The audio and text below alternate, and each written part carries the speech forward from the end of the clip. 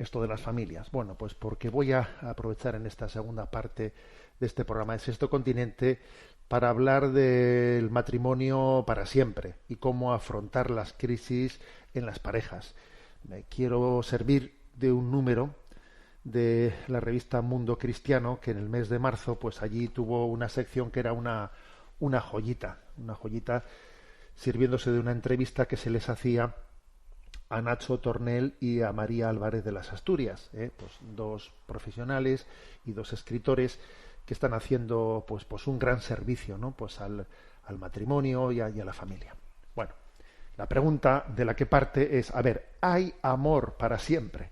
Y entonces resulta, que supongo que alguno tendría conocimiento de ello, bueno, pues aquí se parte de algo que tuvo pues eco, ¿no?, en la opinión pública española, y es un comentario que hizo el presentador de televisión Pablo Motos, sí, el del hormiguero, el del hormiguero de Antena 3. Bueno, pues Pablo Motos, en esa especie de comentarios editoriales que hace, que vamos, es bastante atrevida la cosa, a propósito de una estadística que se había hecho pública, ¿no?, en la cual se decía que el 62% de los hombres en España y el 44% de las mujeres reconocen haber sido infieles alguna vez.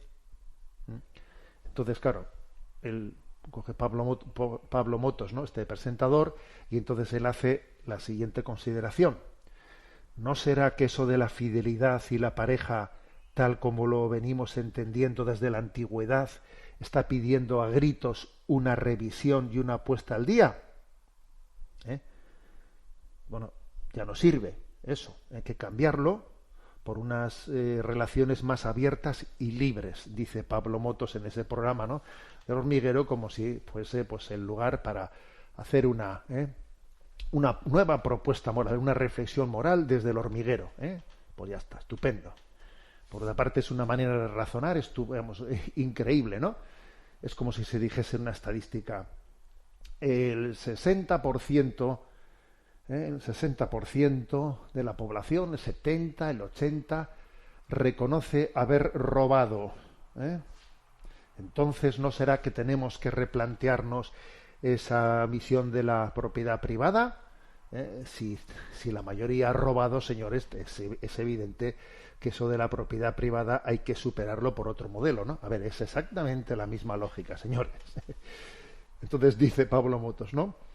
O mentimos cuando nos casamos diciendo que te quiero para siempre, o mentimos o no nos conocemos cuando nos comprometemos, ¿no?, pues a amarnos. Bueno, pues esta es la clave. Claro, al señor Pablo Motos lo que hay que decirle es que o en realidad no nos cuidamos, porque claro, el corazón humano hay que educarlo, hay que aprender a amar, hay que educar nuestro corazón.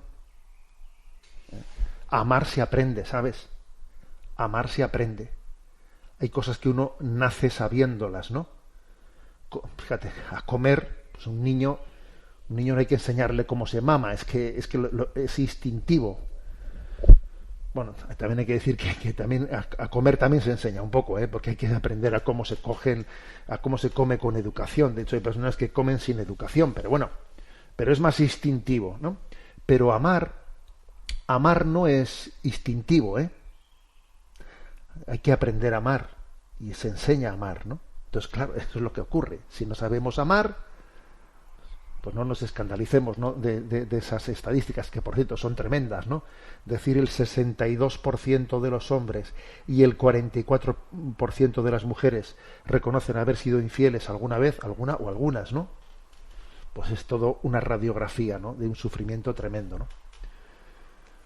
Entonces en este reportaje, ¿qué es lo que se subraya? Bueno, pues que hay que tomarse en serio ese análisis, esa radiografía de dónde está el origen de esa dificultad para amar en fidelidad, porque lo que está claro es que sí existe esa vocación al amor para siempre. El hecho de que incluso fuera del ámbito religioso, en tantos lugares existan esas tradiciones, en Italia, en París, esos puentes típicos, ¿no?, en el que los novios que se van a casar cogen y ponen una cadena un candado allí con sus nombres, ¿no? Un candado, cierran el candado, lo atan allí a la valla del puente y tiran la llave al agua, ¿no? Ese ritual no religioso, está en muchísimas ciudades, ¿no?, de Europa, en donde hay muchos puentes que son los puentes de los que se prometen, que llegan allí, ponen su candado, lo atan al puente, a la valla y tiran la llave. En algunos lugares los ayuntamientos hasta tienen que ir, pues después con servicios de limpieza porque se llena eso. Entonces, ¿por qué hacen ese gesto si además resulta que no han sido educados religiosamente? Porque muchas de esas personas que hacen eso ni han sido bautizadas ni nada, ¿no? ¿Por qué hacen ese gesto? Pues porque ellos intuyen, así lo sienten, que ese enamoramiento que tienen, eso tiene que ser para siempre. Eso es algo tan grande lo que están experimentando que no puede ser cosa de un momento. Y entonces van al puente, ponen ahí el candado y tiran la llave. Es impresionante eso, ¿eh? Porque eso demuestra que lo que hace la Iglesia en el sacramento del matrimonio responde a la llamada a ese gran anhelo del corazón humano, aparte de la llamada de Dios, ¿eh? Pero también al mismo tiempo la llamada de Dios y el anhelo del corazón humano es que son como el zapato de la Cenicienta, que son el zapato para ese pie, Entonces, el gran problema está en que cuando vienen los problemas no sabemos cómo abordarlos, y el gran problema está en que no tenemos la madurez necesaria suficiente para que esa experiencia de amor que tengamos sepamos pues custodiarla, canalizarla. Tiene que haber todo un proceso de formación, de conversión, de integración, para que al final pues ese proyecto de amor tenga posibilidades, ¿no?, de salir adelante. Por una parte está el gran problema de la inmadurez de partida, que hay muchísimas personas que no han sido educadas, pues no han alcanzado la madurez mínima para poder amar. Están presas, bueno, pues de esta cultura narcisista en la que el narcisismo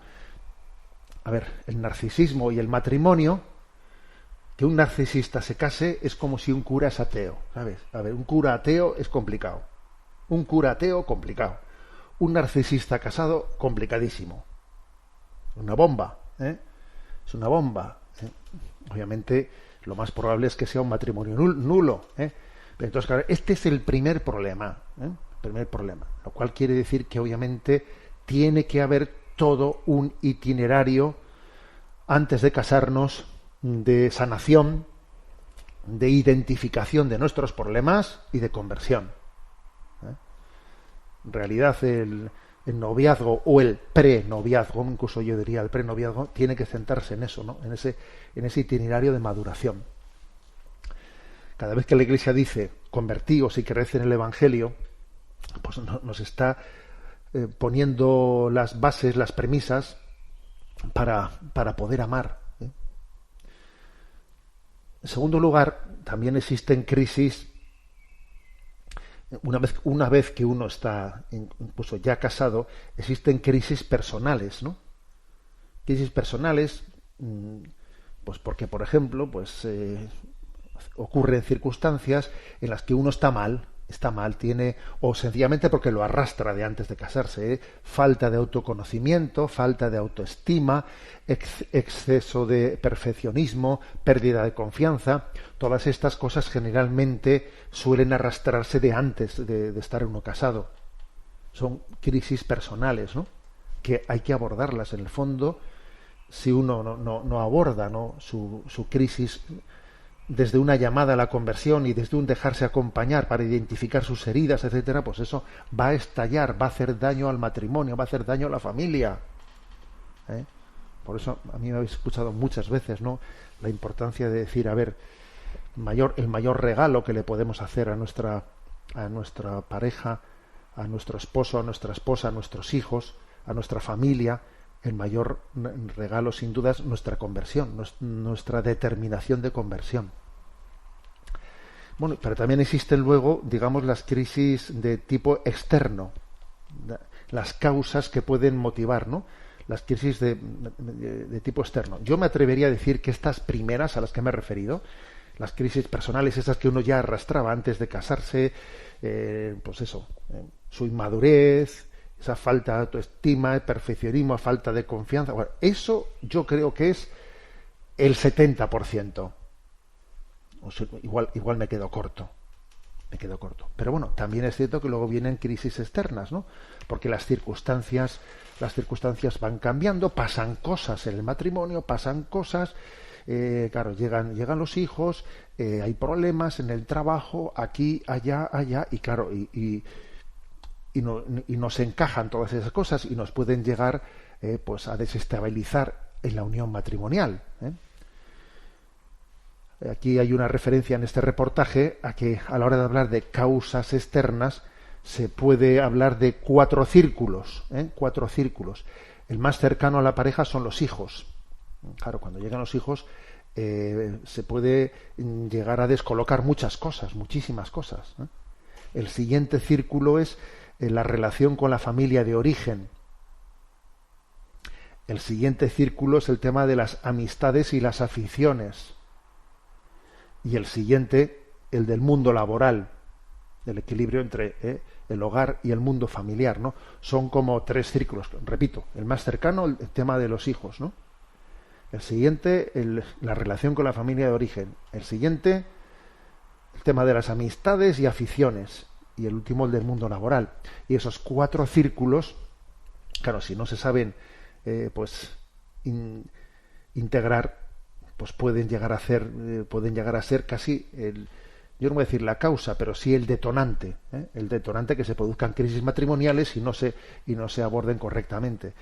El tema de los hijos es curioso, pero todos los profesionales, ¿no?, que ayudan a las parejas en sus crisis matrimoniales suelen insistir muchísimo, ¿no?, que lo mejor que se puede hacer por los hijos es cuidar, priorizar siempre la relación esponsal.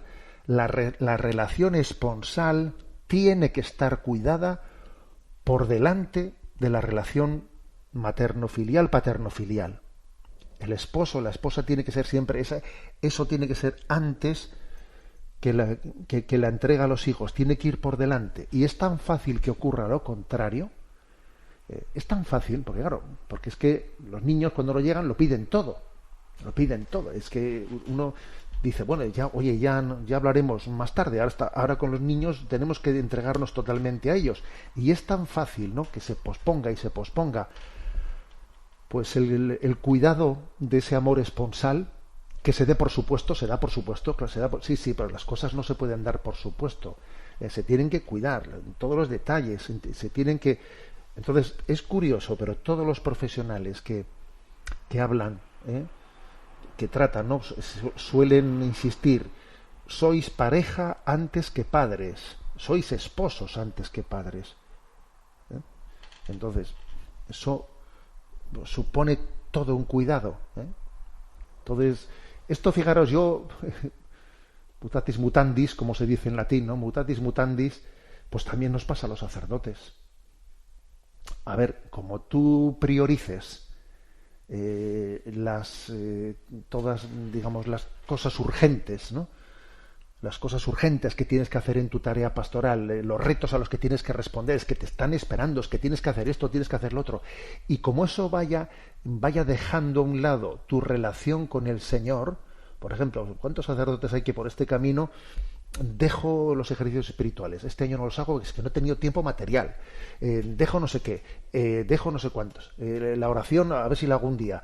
A ver, eso es tan fácil que ocurra que al final te cargas tu sacerdocio. Exactamente igual que te puedes cargar tu matrimonio, pues por entregarte a los niños sí de manera urgente. Ya, te puedes cargar tu matrimonio. Entonces, y no olvidemos, me lo habéis escuchado muchas veces, que nuestros hijos no necesitan un super papá y una superwoman.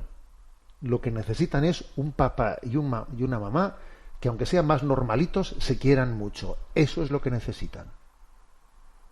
Lo que necesitan es una referencia esponsal que sea para ellos, que esos niños vean en esa unión esponsal de sus padres el terreno, el piso firme sobre el que pueden construir su casa, ¿no? Todo su crecimiento. Bueno, entonces esa es el primer punto. El siguiente círculo, primero el más íntimo, es el tema de cómo se gestiona, ¿no? Ese equilibrio entre relación esponsal y nuestro ser padre y madre. El segundo círculo es el de la relación con la familia de origen. Otro tema que también dicen en este reportaje tanto Nacho Tornel como María Álvarez de las Asturias, como también es otro clásico que porque por estar mal gestionado puede ser motivo de las crisis familiares, ¿no? Y es que aunque uno no se lleve bien no le resulte simpáticas la familia de origen de su cónyuge, debe de hacer un esfuerzo de mantener esa cercanía como un acto, como una expresión de amor a su pareja. Pocos signos, pocas manifestaciones más claras de amor al esposo o a la esposa se pueden hacer cuando uno por encima de su apetencia, por encima de su feeling, hace un esfuerzo de amar a sus suegros. Cuando alguien ama a sus suegros así, pero que además con cariño y con entrega, esa es la prueba, yo creo que es la prueba del algodón, de tu amor a tu esposa o a tu esposo. Si tú quieres así a tus suegros, es que tontos no somos, y ya sabemos por qué lo haces. Lo haces por amor a tu esposo o a tu esposa. Esto es un tema muy importante, ¿no? Ahora bien, con esto no estoy diciendo que no haya unas líneas rojas que no se deben de traspasar, como por ejemplo no admitir a nuestras familias de origen, no admitirles que hablen mal de nuestro esposo, nuestra esposa, o que se intrometan indebidamente. O sea, también obviamente hay que saber marcar, hay que tener este equilibrio entre ambas cosas que hemos dicho, ¿no? Y la falta de ese equilibrio pues puede ser origen de muchas crisis matrimoniales, ¿no?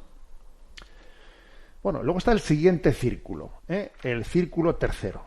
Y el siguiente círculo es el círculo el de las amistades y las aficiones. Entonces, aquí la cuestión no se trata de que tengo que pedir autorización, es que a ver si me da permiso para irme a cazar el próximo fin de semana. A ver, que no es cuestión de permiso, es cuestión de que en el fondo nuestras aficiones, nuestras amistades tienen que pasar por el filtro de nuestra vida común para ver si encajan y si no generan tensiones. Y tiene que haber también pues espacios en los que se compartan amistades y se compartan aficiones, porque si tú tienes tus aficiones, yo tengo las mías, y no tienen ningún lugar de encuentro, y no tenemos amistades comunes, y no tenemos tal, te digo yo que eso va a acabar mal. Si no existe, ¿no?, un horizonte en el que se puedan compartir amistades y aficiones, que eso va a acabar mal. No, o sea, no estamos diciendo que no pueden existir aficiones personales de uno y otro, pero eso tiene que ser conjugado, tamizado, pasado por el filtro de una vida común.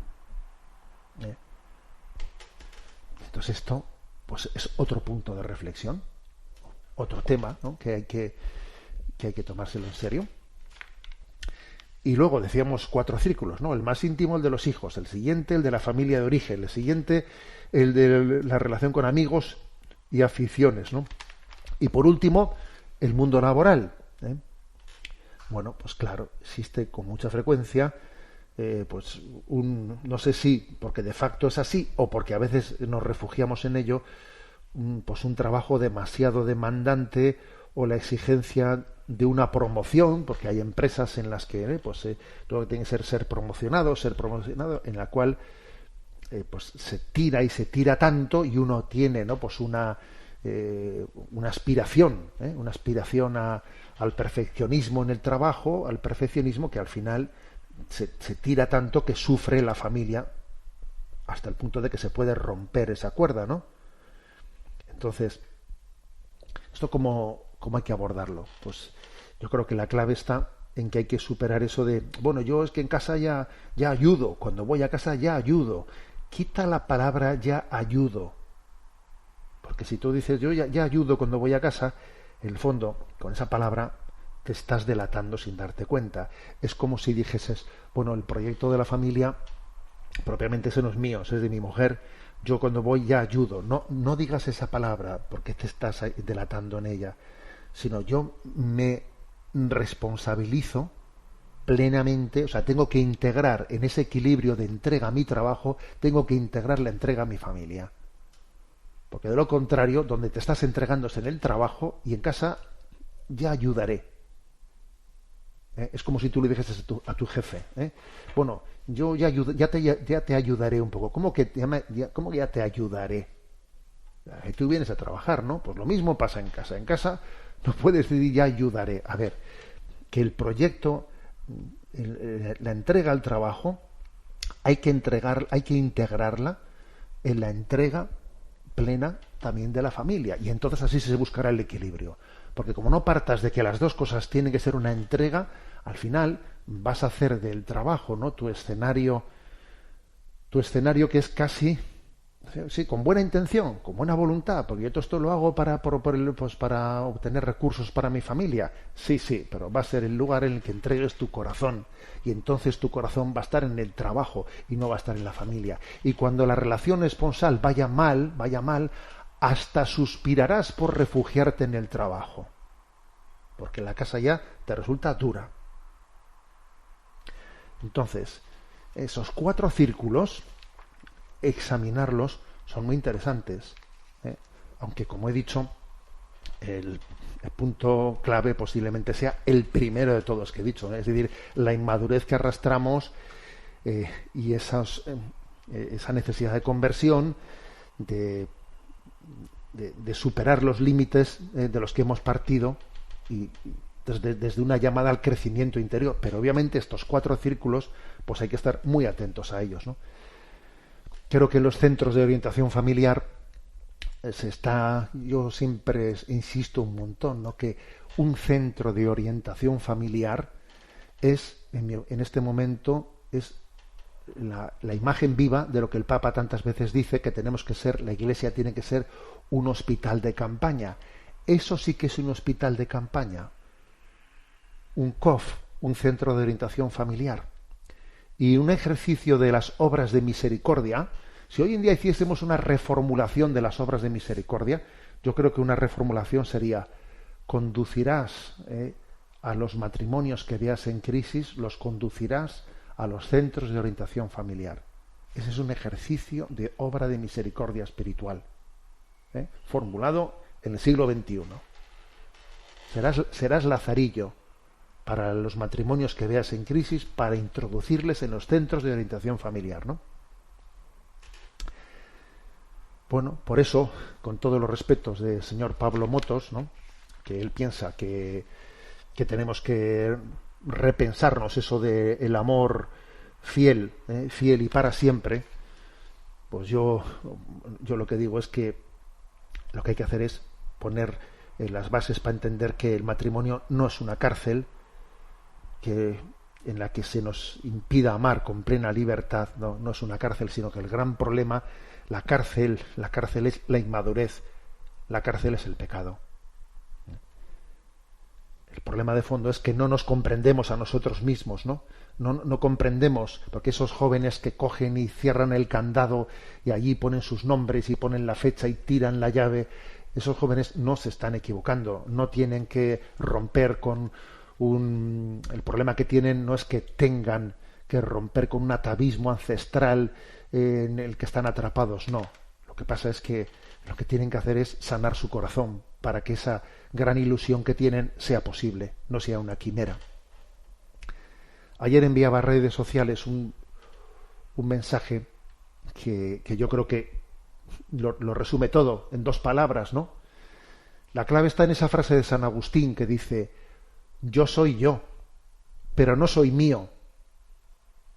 Y esto es lo que el mundo necesita escuchar. Yo soy yo, pero no soy mío. soy de Dios para los demás, soy de Dios para el matrimonio, soy de Dios para la vida del mundo. Yo soy yo, pero no soy mío. Es una genialidad de San Agustín esta frase, ¿no? Que dicha de otro modo, pues podemos decir, no nos poseemos en propiedad, sino que somos de Dios. Y el fin de nuestra vida es amar y servir, amar y servir.